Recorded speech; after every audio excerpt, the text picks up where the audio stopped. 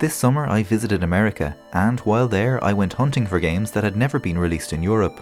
Some of these were games I'd long sought after, and others were notable only for their exclusivity to North America. Shops I visited included Bits and Pixels and the Tech Exchange in Richmond, Virginia, and 8-Bit and Up Video Games and Video Games New York in NYC, as well as an assortment of poorly air-conditioned GameStops.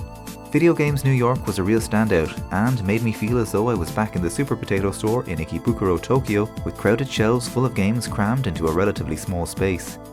And much like the Super Potato stores in Japan, Video Games New York was a little pricier than the other shops I visited, but it did boast the best selection of games across every console.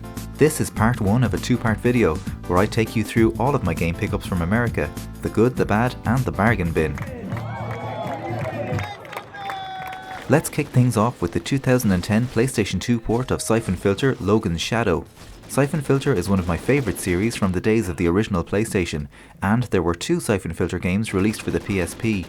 Both PSP titles were released worldwide, and both were eventually ported to the PlayStation 2, but only the PS2 port of the second game, Dark Mirror, ever made it to Europe. This has always felt like a maddening gap in my games collection, as both Logan's Shadow and Dark Mirror play infinitely better with a DualShock analog controller compared to the awkward aiming on the PSP. My Syphon Filter collection is now complete. Move it out. Lifting away. Next up is a 2001 racing game for PlayStation 2 called Tokyo Xtreme Racer 0. I've since learned that this game did in fact get a European release, just under a slightly different name. However, I thought it was worth mentioning, as its style of gameplay is quite unlike other arcade racers. From what I could work out, you effectively circle a piece of Tokyo Highway, waiting to challenge another racer.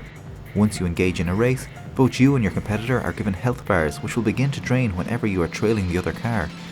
The only way to win the race is to try and get ahead of your opponent before your health bar reaches 0, and stay in front long enough to drain theirs. It's a different approach that lends itself to some dramatic shifts in fortune, and would make for some great local multiplayer gaming. Also released on PS2 in 2001 is a truly bizarre game called Dark Angel Vampire Apocalypse. You're thrown into the action without so much as a story or introduction, and set about hacking and slashing monsters seemingly ad nauseum. The game features pretty basic combat alongside a ton of pickups ranging from weapons and potions to armor and spells. The core gameplay isn't terrible, but it kind of feels as if it exists in the vacuum of an unfinished title. Apparently, more Dark Angel sequels were at one point listed as in production on developer Metro 3D Inc.'s website, but these were obviously never completed. And judging by Vampire Apocalypse, I'm not sure this one was either. Sticking with PS2 and the year 2001, IHRA Drag Racing 2 is a bizarre racing title from none other than Bethesda. I'm not sure why anyone would think that drag racing would make for a compelling video game, but maybe there's something I'm just not getting here. The game features a baffling control scheme, and no matter how hard I tried, I found myself completely unable to drive in a straight line faster than the AI computer.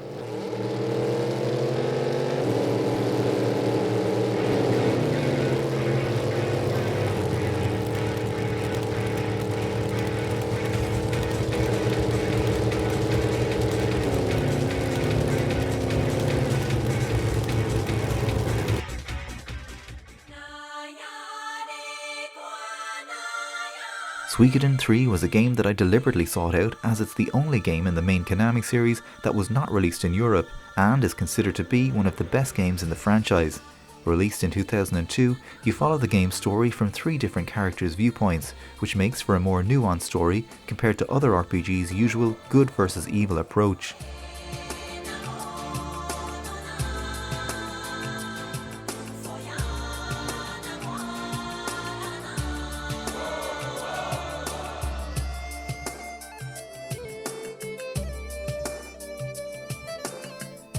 It's a game I really can't wait to set aside some proper time to delve into. Back behind the wheel, and this is NASCAR 14 from developer Eutechnyx on the PlayStation 3. We used to get some NASCAR games released in Europe back when EA held the license for the sport, but much like NASCAR itself, I'm not sure how much of a following the games had in Europe, which is probably why the Eutechnyx NASCAR games have only ever seen a release stateside. As a fan of F1, I'm curious to delve into the nuances of this motorsport, and from my brief time with the game, it seems like I've a lot to learn, as braking in this game seems entirely different from anything else I've ever played. Wake up, soldier. Take your position. Get ready, man. Wait until they're closer. Don't waste ammo we don't got. One shot, one hit. One shot, one hit. Civil War Secret Missions is an Activision and History Channel game released for PS3 in 2008, and this is a pretty interesting title that put me in mind of the Medal of Honor games we used to get back on the PlayStation 2 with its slow-paced first-person shooter gameplay. There is a reliance on weapons with slow reload times and a trench warfare type approach to combat that makes the game stand out from modern-day military shooters. While the aiming controls can feel a little oversensitive and twitchy at times, this is a pretty worthwhile game for fans of classic FPS games, and its Civil War setting makes it stand out from the crowd. Evergrace was a launch title on the PlayStation 2 when it released in North America. While it did actually come out in Europe a year later, I'd never heard of it before finding it in the States, and I decided to include it in this video just because of how unique and unusual this game feels. For a start, it was developed by the now infamous From Software. Evergrace opens with your character having been transported to a strange and unfamiliar land, and tonally everything feels kind of off. There's a strange encounter with a figure made of light who the game's protagonist confuses for a bird. What? Who are you? Some kind of strange bird? No, I'm human, just like you. Then there are some bizarre interactions with NPCs. Huh? That mark on your hand. You have the crest.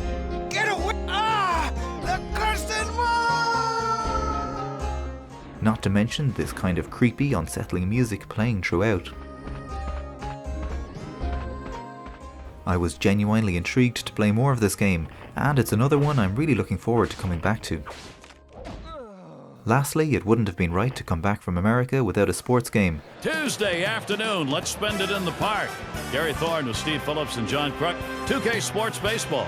For a starter, focus and determination, absolutely essential. This is Major League Baseball 2K12 for the PS3. I don't have too much to say on this one. It's baseball, it's a good looking game, and if it isn't clear from the footage, I don't have a clue how to play this game properly. And it gets down as Young will come home. And Beltre also home. And Cruz comes across to score. He will clear the bases. What a shot. A 3 RBI triple. So that's it for part 1 of my game pickups from America. I've held some pretty interesting games back for part 2, so please remember to like and subscribe, and I'll be back again soon with another video from the Random Game Room.